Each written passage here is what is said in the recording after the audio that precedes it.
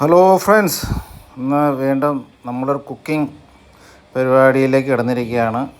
ഇന്ന് ഡേ ഓഫാണ്. അപ്പോൾ ഇന്നത്തെ നമ്മൾ ചെയ്യാൻ പോകുന്ന കുക്കിംഗ് സാമ്പാർ, ഒരു കേരള സ്റ്റൈല് സാമ്പാർ റെഡിയാക്കാമെന്ന് എഴുതി. അപ്പോൾ അതിനുള്ള വെജിറ്റബിൾ പീസസ് എല്ലാം കട്ട് ചെയ്ത് വെച്ചിട്ടുണ്ട്, നിങ്ങൾക്ക് കാണാം. സാമ്പാറിന് വേണ്ടുന്ന വെജിറ്റബിൾ നമുക്ക് ആവശ്യമുള്ള രീതിയിൽ എന്തോരം കറി നമുക്ക് വേണം, എത്ര ആൾക്ക് വേണം എന്നൊക്കെ നോക്കിയിട്ട് നമുക്കതനുസരിച്ചിട്ട് ചെയ്യാവുന്നതുള്ളൂ. അതിനനുസരിച്ചുള്ള പീസ് റെഡിയാക്കിയാൽ മതി. അപ്പോൾ ഇപ്പോൾ ഞങ്ങൾക്കൊരു 5 ആൾക്കുള്ള ഒരു സാമ്പാർ കറിയാണ് വെക്കാൻ പോകുന്നത്. അപ്പോൾ ഇത്രയും സാധനങ്ങൾ, ഇത് ലുലു മോളിൽ നിന്ന് സാമ്പാർ കൂട്ടെന്ന് പറഞ്ഞിട്ട് ഒരു പാക്കറ്റ് കിട്ടും. അതിലുള്ള പീസുകളാണ് ഞാനിപ്പോൾ ഇതിനകത്തേക്ക് എടുത്തിരിക്കുന്നത്. ഓക്കെ, അപ്പോൾ അതിന് വേണ്ടിയിട്ട് ആദ്യം പീസുകൾ കട്ട് ചെയ്ത് വെച്ചു. അതിനുശേഷം ഞാൻ ഒരു ചട്ടി കഴുകി വെച്ചിട്ടുണ്ട്, മൺചട്ടി. ഇതിലാണ് നമ്മൾ കുക്ക് ചെയ്യുന്നത്. അപ്പോൾ ആദ്യമേ നമുക്ക് ഇതിനകത്തേക്ക് കുറച്ച് പരിപ്പ് ആവശ്യമായിട്ട് വേണം. അപ്പോൾ ഒരു 1.5 ഗ്ലാസ് പരിപ്പ് ഞാൻ ഇതിനകത്തേക്ക് ഇടുന്നുണ്ട്. ഞാനിപ്പോൾ ഇവിടെ എടുത്തിരിക്കുന്ന ഒരു ചെറിയ ഗ്ലാസ്സാണ്. അപ്പോൾ ഇത് ഒരു 2 ഗ്ലാസ് ഞാൻ ഇടുന്നുണ്ട്.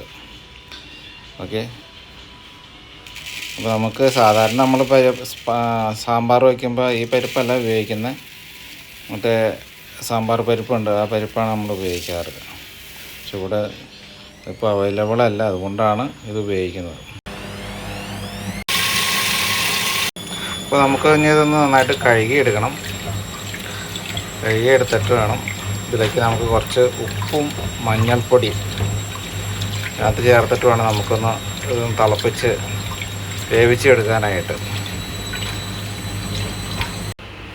അപ്പോൾ ഒരു 1.5 ലിറ്റർ വെള്ളം ഞാൻ ഇതിനകത്തേക്ക് ആഡ് ചെയ്യുന്നുണ്ട്.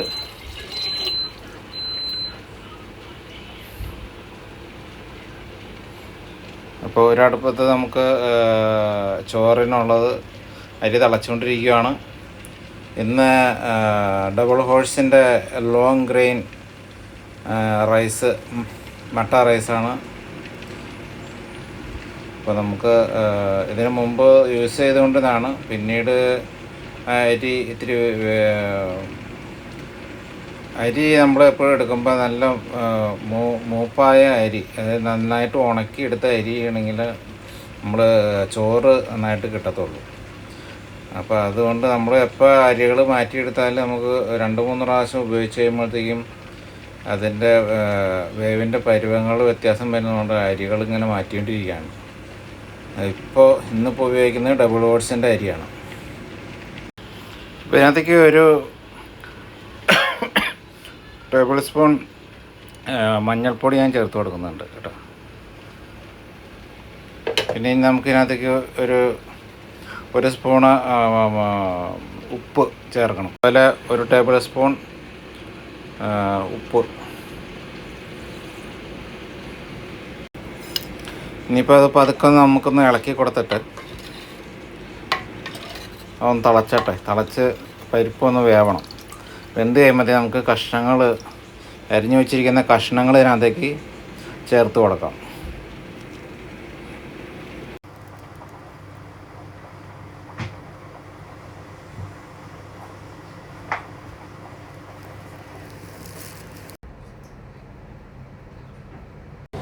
അപ്പോൾ സാമ്പാറിലേക്ക് ചേർക്കാനായിട്ട് ഞാൻ മുളക് പൊടി, മല്ലിപ്പൊടി,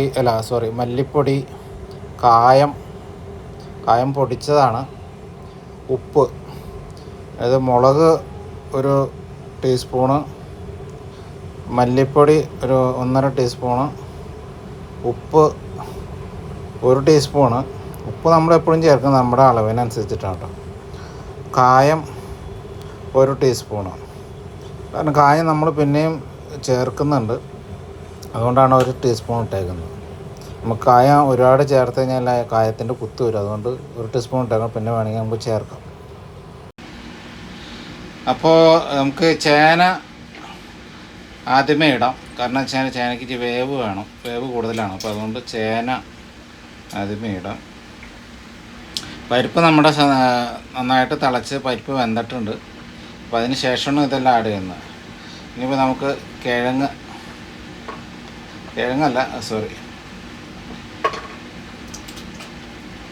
ക്യാരറ്റ് ചേർത്ത് കൊടുത്തു.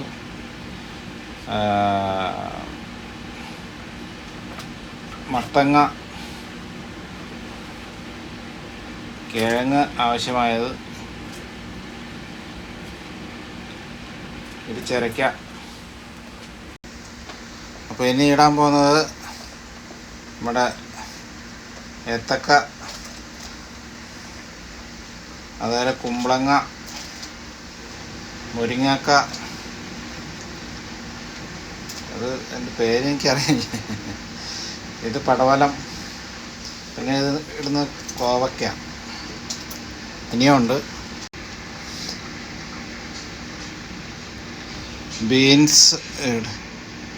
ബീൻസ്,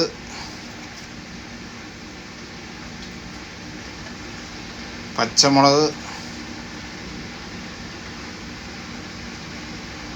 കുറച്ച് ചെറുള്ളി, ചെറിയ ഉള്ളി ആയതുകൊണ്ട് കട്ട് ചെയ്തിട്ടില്ല. വലിപ്പം കൂടുതലാണെങ്കിൽ നമ്മളൊന്ന് കട്ട് ചെയ്തിട്ട് ഇടേണ്ടി വരും. പിന്നെ ലേശം കറിവേപ്പില, ഇത്തരം സാധനങ്ങൾ ഇട്ടിട്ടുണ്ട്. ഇനി നമുക്ക് ഇതിനകത്തേക്ക് എടുത്തു വെച്ചിരിക്കുന്ന മല്ലിപ്പൊടി, മുളക് പൊടി, ഉപ്പ്, കായം ഒക്കെ ചേർത്ത് കൊടുക്കാം.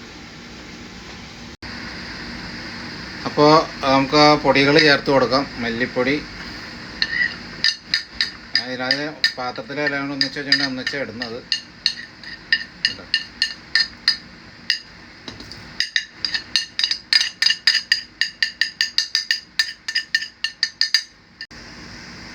എന്നിട്ട് ശരിക്കും ഒന്ന് ഇളക്കി കൊടുക്കുക, നന്നായിട്ട് മിക്സ് ആവണം വരെ.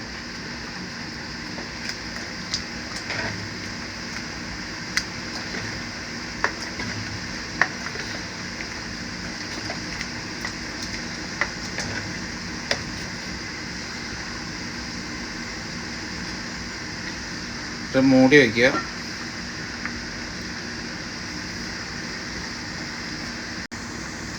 ഇനി നമുക്കൊരു 20-25 മിനിറ്റ് വരെ അത് ഒന്ന് പാകമാവുന്നവരെ നമുക്ക് വേറെ ഇതിനകത്തേക്കുള്ള നമുക്ക് ലാസ്റ്റ് താളിച്ച് ഒഴിക്കാനുള്ള സംഭവങ്ങളൊക്കെ ചെയ്യാനുണ്ട്. അപ്പോൾ അതിന് വേണ്ടിയിട്ട് അപ്പോഴത്തേക്കും നമുക്ക് അത് എടുക്കുമ്പോഴത്തേക്കും ഇത് വേവാകും. ഒരു 20-25 മിനിറ്റ് വരെയും അടച്ച് വെച്ച് കുക്ക് ചെയ്യാം. അപ്പോൾ നമുക്ക് ഇനി ഇതിനകത്തേക്ക് കുറച്ച് ഒരു തക്കാളി ഞാൻ കട്ട് ചെയ്ത് വെച്ചിട്ടുണ്ട്, അത് ചേർത്ത് കൊടുക്കാം. ഓക്കെ, നമ്മൾ കറി വേവണേന് ഇടയ്ക്ക് വെച്ചിട്ടാണ് ചേർക്കുന്നത്. കഴിഞ്ഞിട്ട് ഞാൻ പുളി പിഴിഞ്ഞ് വെച്ചിട്ടുണ്ട്. വാളം പുളിയാണ്, ഞങ്ങളുടെ നാട്ടിൽ പറഞ്ഞാൽ വാളം പുളി എന്ന് പറയും, പിഴിപുളി. അപ്പോൾ അതൊന്ന് അരിച്ചിട്ട് വേണം നമുക്ക് ഒഴിച്ച് കൊടുക്കാനായിട്ട്. അതിന്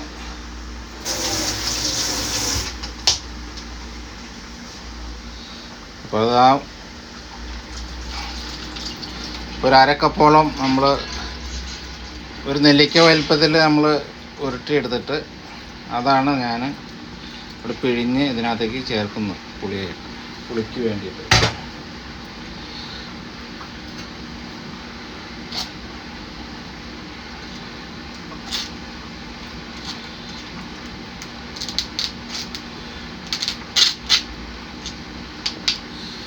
ഞാൻ ഉപ്പ് നോക്കിയായിരുന്നു, ഉപ്പ് കുറവാണ്.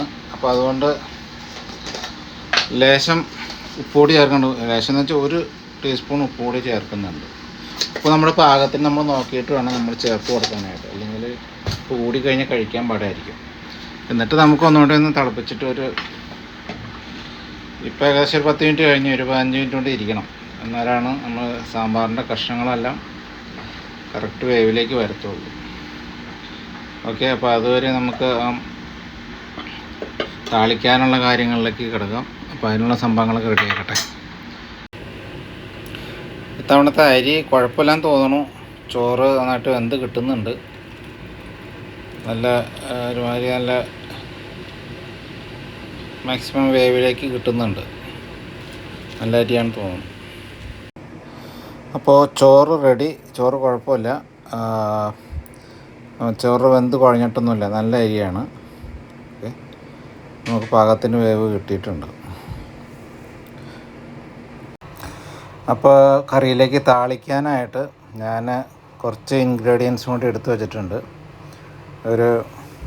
ഒരു ടേബിൾ സ്പൂൺ മല്ലിപ്പൊടി, അതുപോലെ ഒരു ടേബിൾ സ്പൂൺ മുളക് പൊടി, ഒരു അര ടീസ്പൂൺ കായപ്പൊടി, ലേശം കറിവേപ്പില, ഇത്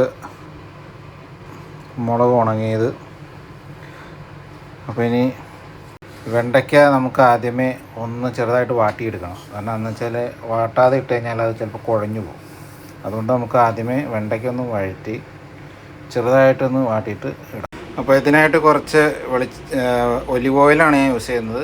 റഹ്മയുടെ ഒലിവ് ഓയിലാണ്. ഒരു 3.5 സ്പൂണ് ഒലിവ് ഓയിൽ ഞാൻ ചേർത്തിട്ടുണ്ട്. നന്നായി ചൂടായിട്ടുണ്ട്. അപ്പോൾ നമുക്ക് വെണ്ടയ്ക്ക ചേർത്ത് കൊടുക്കാം.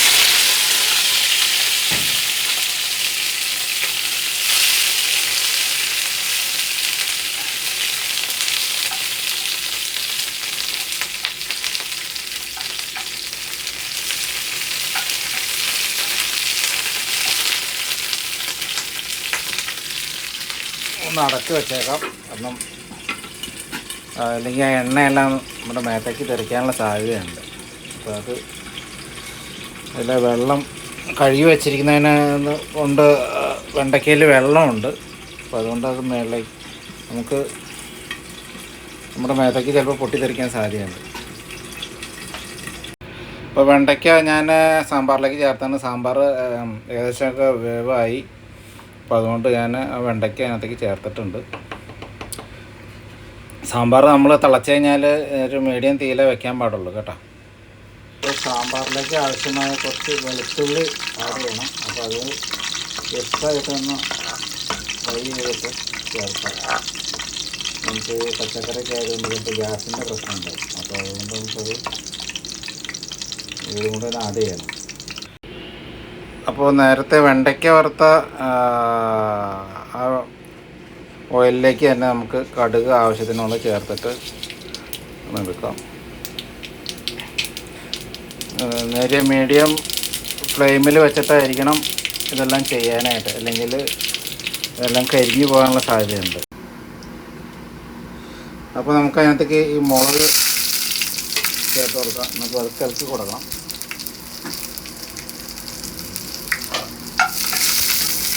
ജസ്റ്റ് കളർ മാറി വരുമ്പോഴത്തേക്ക് നമുക്ക്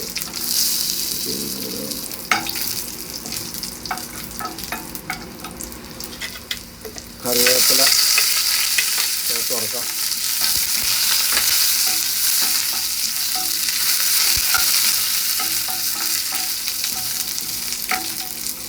ബാക്കിയുള്ള പൊടികളോട് നമുക്ക് ആഡ് ചെയ്യാം.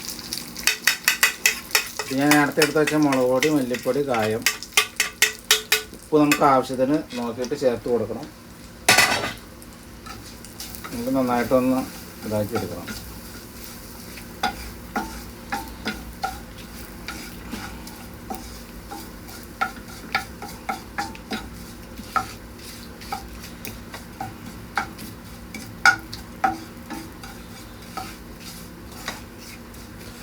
ലേശം ഓയിൽ കുറവുണ്ട്. അപ്പോൾ അത്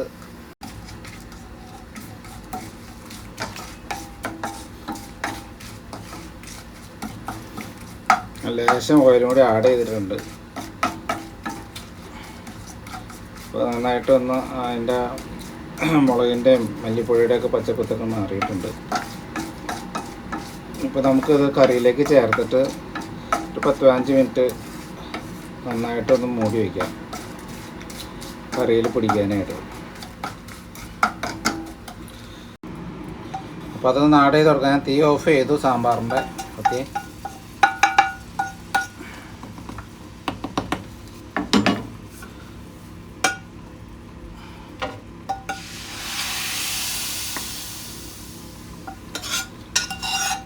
ഞാനിത് എൻ്റെ ഒരു ഐഡിയയിലാണ് ചെയ്യണത്. നമ്മൾ വലിയ ഷെഫൊന്നുമല്ല, പക്ഷേ കുഴപ്പമൊന്നുമില്ലാണ്ടൊക്കെ ചെയ്യാറുണ്ട്. വല്ലപ്പോഴൊരു ചാൻസ് കിട്ടും. വൈഫിനിപ്പോൾ എൻ്റെ ഓഫ് ഡേ ആണ്. അപ്പോൾ ഞാൻ വൈഫിനൊന്ന് ഹെൽപ്പ് ചെയ്യാൻ വേണ്ടിയിട്ട് കയറിയതാണ്. അപ്പോൾ നമുക്കതൊന്നും ഭദ്രമായിട്ട് ഒന്ന് ഇളക്കി കൊടുത്തിട്ട് ഭദ്രമായിട്ട് അടച്ചു വയ്ക്കാം ഒരു 15 മിനിറ്റ്.